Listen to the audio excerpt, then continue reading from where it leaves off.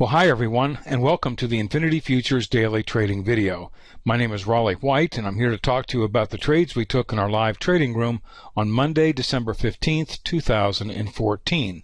Well, looking at today's economic news and events, you can see that there were a few key things we needed to be aware of. At 7:30, we had Empire State Manufacturing Index data released, and it came in lower than expected at a negative 3.6 versus an estimate of 12.1. Then at 8:15, we had capacity utilization rate released, which was higher at 80.1% versus an estimate of 79.4%. We also at 8:15 had the release of the industrial production data, which was higher at 1.3% versus an estimate of 0.8%. And then at 9 o'clock, the National Association of Home Builders Housing Market Index was released, and it came in lower at a value of 57 versus an estimate of 59. Now, as far as today's pre-market sentiment was concerned, things were fairly positive coming into the open. Now, the Asian markets had closed lower as oil prices continued their slide early in overnight trading. Sentiment remained cautious as the global markets had all been falling on these lower crude oil prices.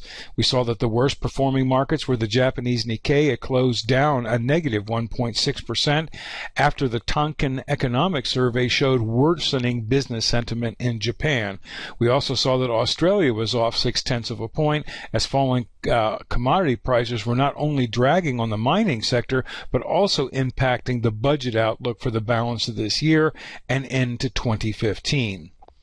As far as the European markets are concerned, they were open but trending higher following last week's sell-off. Now, shares were trading higher off last week's lows and aided by a slight increase in oil prices that seemed to be rebounding in overnight trading. The energy sector was seeing the largest gains and was led by companies like BP and Royal Dutch Shell, Tullow, and Petrofac. But gains in Europe were being capped by the downgraded Japanese business sentiment and also on a cap on China growth outlook. As far as the United States is concerned, Wall Street figured to open up higher as oil prices were starting to rebound. Now, the futures were pointing up coming into the market following the European markets higher as oil prices were bouncing off of 5.5-year lows. But sentiment was weighed by by slowing China economy as a growth outlook was trimmed from 7.5% to 7.1%. Focus for many U.S. investors today would be on the National Association of Home Builders Housing Market Index and then shifting their attention to Wednesday afternoon's FOMC statement.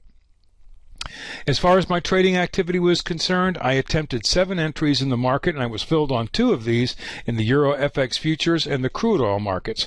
But before we look at these trades in any detail, I do need to remind everyone of this following important disclaimer, and that is that trading futures involves substantial risk of loss and is not suitable for all investors. You should carefully consider whether trading is suitable for you in light of your circumstances, knowledge, and financial resources, as you may lose all or more of your initial investment.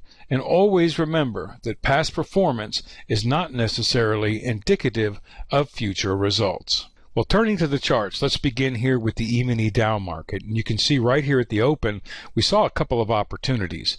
You can see here that we had 1, 2, 3, 4, 5 bars moving higher, followed by 1 bar retracing, and I was hoping that this second bar was going to retrace and give me a long entry just off the main pivot point at 17,304. When the market moved away from me, I had to take this trade out of the market. Then staying with the E-mini Dow market, you can see we had 1, 2, 3 bars moving lower, followed by 1 bar retracing, and I was hoping this second bar here was going to retrace and give me a short entry at 173.25, but it never quite made it to my entry point, fell away from me, and I had to take this trade out. The next market that I'd like to look at is the bond market, the 30-year bonds. We can see here right at the open we had 1, 2, 3 bars moving lower, followed by 1 bar retracing, and then a second bar retracing. And on this one here, I had to pull this trade from the market because we were within 5 minutes of the release of the National Association of Home Builders Housing Market Index, and I didn't want to be in the markets 5 minutes before or after the release of that report, so I took this off. I'm glad I took this short entry off because had I left it there and been filled, I would have been knocked out for a loss on that trade. Next market I looked at was the Euro FX futures market. And in this market, we had, this is where we saw our first fill of the day. You could see that we had 2 bars moving higher, followed by 1 bar retracing and a second bar retracing. And on this trade, I got my fill here to go long at 124.32, right off the lower Bollinger Band. But almost immediately, I mean, the market took a 1 tick move in my direction and then came within 1 tick of stopping me out. When it did that, I went ahead and pulled my profit target down to break even, and then the market moved up, knocked me out at break even, which is a scratch trade for me. And I'm glad I did that because it turned right around and would have knocked me completely out for a full loss before moving up in my direction. So I'm glad I had some trade management there to mitigate my loss there.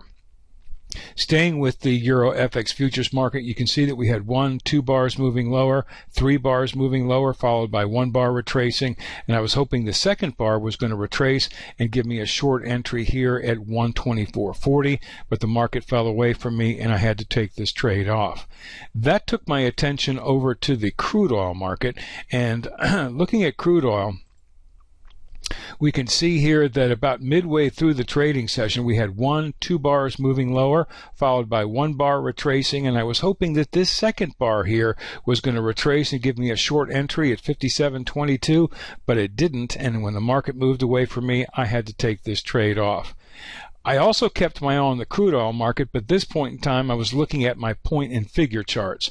And we can see here that right around 10:15 or so, we had established that we had a minor area of support at 56.66.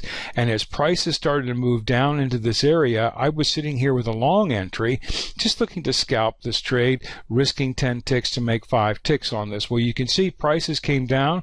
They filled me at 56.66, moved about 4 ticks against me, and then turned around and moved in my direction. When the market moved 5 ticks to my profit target, I did in fact move my stop loss here to break even in the event that the market moved against me without filling me, but I did scare the market right into my profit target there, so I was able to walk with 5 ticks or $50 per contract traded, and that's where I closed the trading session. So just to recap, folks, we had 7 attempts in the market, 2 fills, 1 was a scratch trade, and the other one was a 5-tick winner in the crude oil market, and that put me at $50 per contract traded.